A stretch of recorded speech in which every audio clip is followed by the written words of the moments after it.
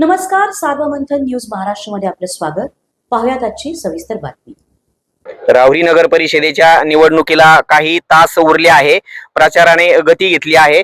तर शिवसेनेचे उमेदवार जे आहे पूनमताई उंडे, आपण यांच्याशी चर्चा करणार आहोत. ताई, तुम्ही ज्या मतदारांपर्यंत पोहोचत असताना मतदारांच्या काय प्रतिक्रिया आहे? मतदारांच्या उदंड प्रक्रिया आहेत आपल्या बरोबर.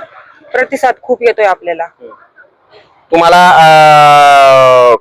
तुम्ही मतदारांपर्यंत जात असताना काही लाडक्या बहिणींचा विषय त्यांना सांगता की एकनाथ शिंदे साहेबांच्या मार्गदर्शनाखाली लाडक्या बहिणीची योजना जी आहे ती सुरळीत राहील किंवा काही योजना सांगता का तुम्ही? हो, आम्ही सांगतो. आम्ही एकनाथ शिंदेच्या लाडक्या बहिणी आहोत.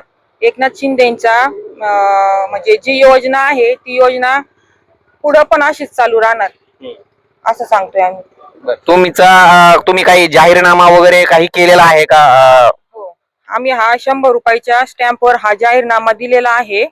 अख्ख्या महाराष्ट्रात हा जाहीरनामा अजूनपर्यंत काय झालेला नाहीये. आम्ही हा पहिल्यांदाच जाहीरनामा सादर करतो आहे आणि तिथं आम्ही हे सांगितलेलं आहे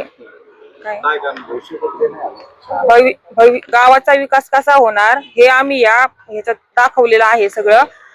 आणि भविष्यात म्हणजे जर आम्ही निवडून आलो तर करूच, आम्ही हे सर्व कामे पूर्ण करू. आणि जर नाहीच आलो म्हणजे आम्ही जर हे काम नाहीच केले तर आम्ही या पदावरून रिक्त होऊ.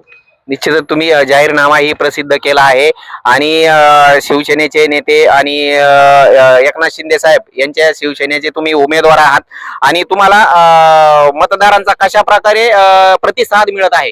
प्रतिसाद आम्हाला भरपूर आहे. प्रतिसाद चांगला भेटतोय आम्हाला सगळा. एकनाथ शिंदेमुळे चांगला प्रतिसाद आहे आम्हाला.